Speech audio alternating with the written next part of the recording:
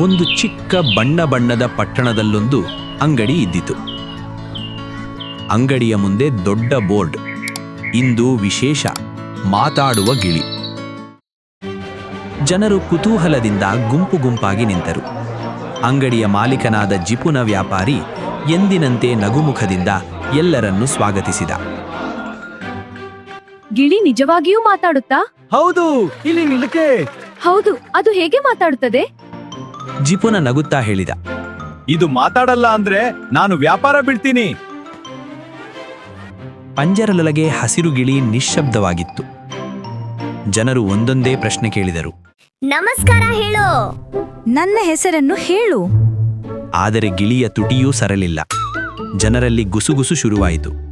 ಇದು ಮತ್ತೆ ಜಿಪುನನ ಇನ್ನೊಂದು ಆಟ. ಜಿಪುನನ ಮುಖದ ನಗು ನಿಧಾನವಾಗಿ ಮಾಸಿತು. ಬೆವರು ಕಾಣಿಸಿತು. ಗಿಳಿಯನ್ನು ಮಾತ್ರವಲ್ಲ, ತನ್ನ ಗೌರವವನ್ನು ಕಳೆದುಕೊಳ್ಳುವ ಭಯ ಅವನಿಗೆ ಮೂಡಿತು. ಅಷ್ಟರಲ್ಲಿ ಅಕಸ್ಮಾತ್ತಾಗಿ ಒಂದು ಧ್ವನಿ ಕೇಳಿಬಂತು. ಜನರನ್ನು ಮೋಸ ಮಾಡೋದೇ ನಿನ್ನ ವ್ಯಾಪಾರನ? ಜನರೆಲ್ಲ ಶಾಕ್ ಆದರು. ಗಿಳಿಯ ತುಟಿಗಳು ಚಲಿಸಲಿಲ್ಲ. ಆದರೂ ಧ್ವನಿ ಸ್ಪಷ್ಟವಾಗಿತ್ತು. ಕೆಲವರು ಹಿಂದೆ ಸರಿದರು, ಕೆಲವರು ಪಂಜರದ ಸುತ್ತಮುತ್ತ ನೋಡತೊಡಗಿದರು. ಧ್ವನಿ ಮತ್ತೆ ಕೇಳಿಸಿತು. ಸುಳ್ಳು ಹೆಚ್ಚು ದಿನ ನಡೆಯಲ್ಲ. ಈ ಬಾರಿ ಜನರ ದೃಷ್ಟಿ ಅಂಗಡಿಯಲ್ಲಿದ್ದ ಹಳೆಯ ಟೋಪಿಯ ಕಡೆಗೆ ಹೋಗಿತು. ಜಿಪುನ ನಿಧಾನವಾಗಿ ಮುಂದೆ ನಡೆದು ಟೋಪಿಯನ್ನು ಎತ್ತಿ ನೋಡಿದ. ಅದರ ಒಳಗೆ ಒಂದು ಚಿಕ್ಕ ಧ್ವನಿಯಂತ್ರ ಇತ್ತು. ಗಿಳಿ ಮಾತಾಡ್ತಿದೆ ಅಂತ ತೋರಿಸಲು ಜಿಪುನ ಅದನ್ನು ಅಡಗಿಸಿಕೊಂಡಿದ್ದ. ಎಲ್ಲರ ಮುಂದೆ ಅವನ ಮೋಸ ಬಹಿರಂಗವಾಯಿತು. ಜಿಪುನ ತಲೆ ತಗ್ಗಿಸಿಕೊಂಡು ನಿಂತುಬಿಟ್ಟ. ಜನರ ಮಾತುಗಳು ಅವನ ಕಿವಿಗೆ ಬೀಳಲಿಲ್ಲ. ತನ್ನ ಒಳಗೆ ಒಂದು ಅಸಹ್ಯ ಭಾವನೆ ಹುಟ್ಟಿತ್ತು. ನಾನು ತಪ್ಪು ಮಾಡಿಕೊಂಡೆ. ಅಷ್ಟರಲ್ಲಿ ಪಂಜರದೊಳಗಿನ ಗಿಳಿ ಏಕಾಏಕಿ ಕಣ್ಣು ಮಿಟುಕಿಸಿ ಹೇಳಿತು. ಸತ್ಯವನ್ನು ಎಷ್ಟು ಮುಚ್ಚಿದರೂ ಅದು ಹೊರಬರುತ್ತದೆ.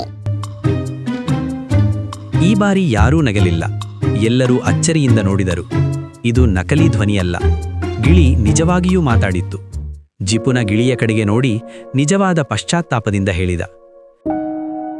ಇನ್ನು ಮುಂದೆ ಸುಳ್ಳು ಅಲ್ಲ, ಸತ್ಯವೇ ನನ್ನ ವ್ಯಾಪಾರ. ಜನರು ಮೌನದಲ್ಲೇ ನಿಂತರು. ಆ ಮೌನದೊಳಗೆ ಜಿಪುನನ ಮಾತಿನ ನಿಜಾಸ್ತಿ ಅವರಿಗೆ ತಟ್ಟಿತು. ಆ ದಿನದಿಂದ ಜಿಪುನನ ಅಂಗಡಿಯಲ್ಲಿ ಯಾವುದು ದೊಡ್ಡದಾಗಿ ಮಾರಾಟವಾಗಿತ್ತೆಂದರೆ ವಸ್ತುಗಳಲ್ಲ, ನಂಬಿಕೆ. ಗಿಳಿ ಅಲ್ಲಿಯೇ ಉಳಿಯಿತು. ಆದರೆ ಜಿಪುನನಿಗೆ ಅದೊಂದು ನೆನಪು ಮಾತ್ರ. ಸುಳ್ಳು ಚಾತುರ್ಯವಾಗಿರಬಹುದು, ಆದರೆ ಸತ್ಯ ಮಾತ್ರ ಶಾಶ್ವತ.